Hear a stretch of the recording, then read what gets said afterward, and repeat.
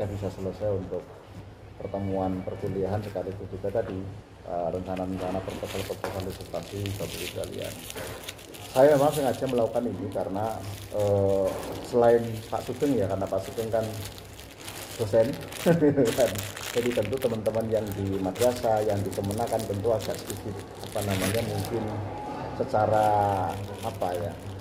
mental capital kira-kira begitu ya, jadi kapital mentalnya mungkin masih agak kurang pede kan gitu kan itu agak kurang pede, membayangkan seolah-olah disertasi itu karya monumental, momok segala macam lah begitu ya, sehingga saya perlu khusus ya memberikan dorongan, sekaligus juga semangat lah kepada kita sekalian, sehingga saya tidak mengada-ada ketika saya menyampaikan bahwa menulis itu sejatinya mudah, apalagi kalau sudah biasa bicara gitu kan. Dan saya yakin semua kita yang ada di sini kan sudah biasa bicara sistematis kan, sesuai dengan tugasnya masing-masing, sehingga mengalih bahasakan dari bahasa lisan menjadi bahasa tulis kan mestinya tidak terlalu sulit, hanya pembiasaan saja kan gitu kan, sehingga itu yang perlu saya sampaikan dan perlu ada semacam kopi darat lah di sore hari ini. Itu yang pertama. Yang kedua,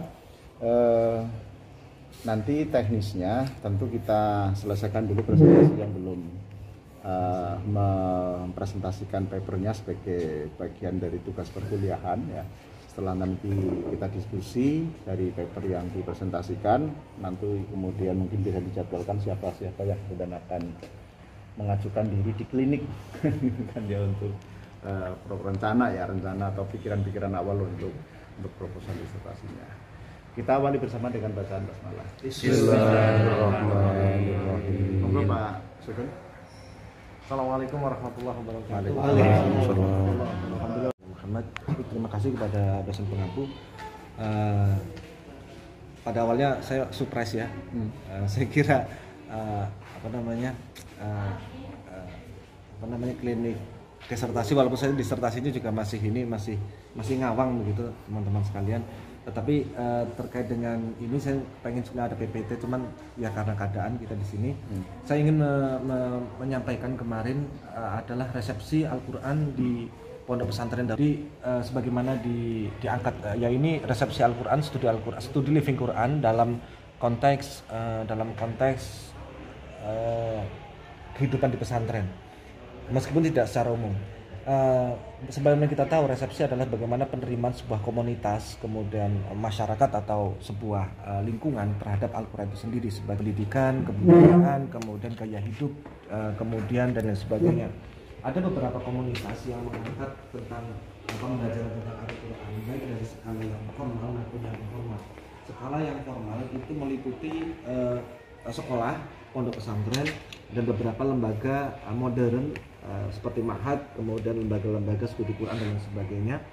Kemudian yang informal ini lebih banyak, dalam artian baik studi Quran dalam artian studi bebas di dalam sebuah studi kelompok begitu ya, atau study club atau kelompok diskusi, dan atau studi Quran yang ada di lembaga-lembaga non formal lainnya, seperti bahkan di padepokan, kemudian di majelis taklim dan lain sebagainya. Nah, yang ingin saya angkat di sini dalam hal bagaimana resepsi Quran di pondok pesantren, khususnya di pondok pesantren Darussalam, sebagai sebuah sampel yang saya angkat. Pada prinsipnya ada beberapa hal pemahaman tentang Quran. Yang pertama, sebagaimana saya singgung pada premis di atas tadi, yang pertama, Al-Quran itu dipandang sebagai sebuah pandangan hidup. Artinya ya ini konsensus saja sebagai pandangan hidup. Yang kedua, Al-Quran dipandang sebagai objek pembelajaran. Objek pembelajaran nantinya itu meliputi dari satu adalah hafalan, ya dihafalkan memang. Yang kedua, dimaknai sebagai sebuah hal yang kognitif, dihafalkan, dimaknai dengan makna Jawa. Yang ketiga, Al-Quran dipandang sebagai sebuah materi pembelajaran ansih, artinya sebagai sebuah studi tafsir. Kemudian yang keempat, Al-Quran sebagai objek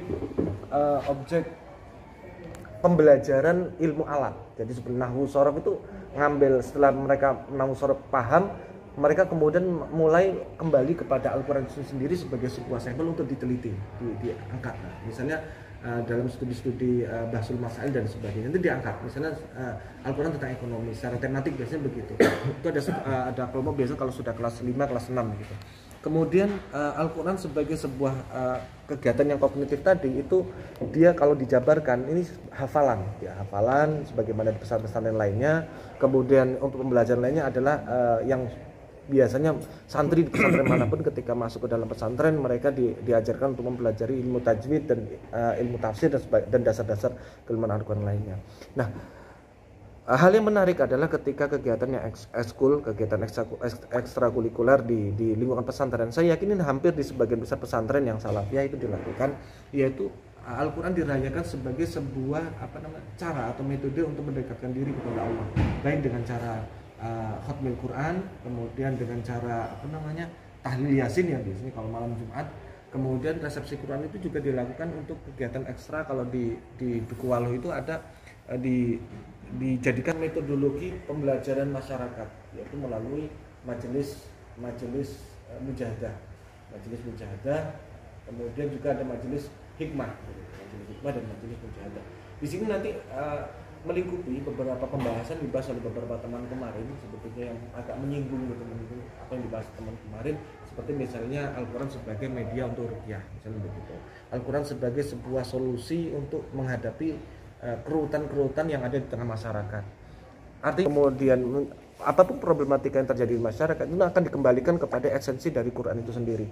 Baik Quran sebagai sebuah nilai, Quran sebagai sebagai sumber keyakinan, maupun Quran itu sebagai sebuah sebagai sebuah amalan.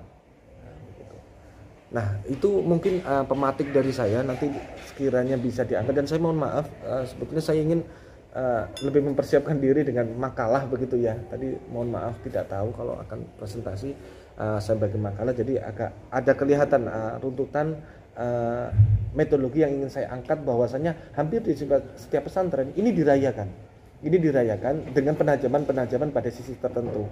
Tetapi saya pandang ini kenapa perlu diangkat dari Duku Waluh, karena cenderung dia lebih komprehensif dari segala sisi, baik sebagai sebuah pembelajaran, sebagai sebuah objek pembelajaran dalam arti sebagai sebuah inspirasi begitu Quran.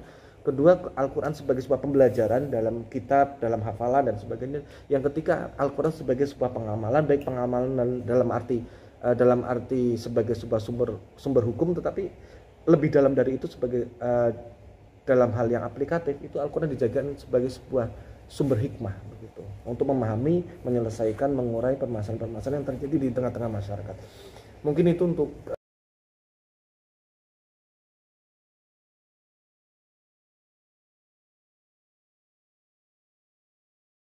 kalau misalnya titik tolaknya adalah menempatkan Al-Quran sebagai wet and sound atau sebagai cara pandang kehidupan lah gitu ya, maka tentu yang diperlukan adalah masuk kepada aspek-aspek yang tadi disebutkan.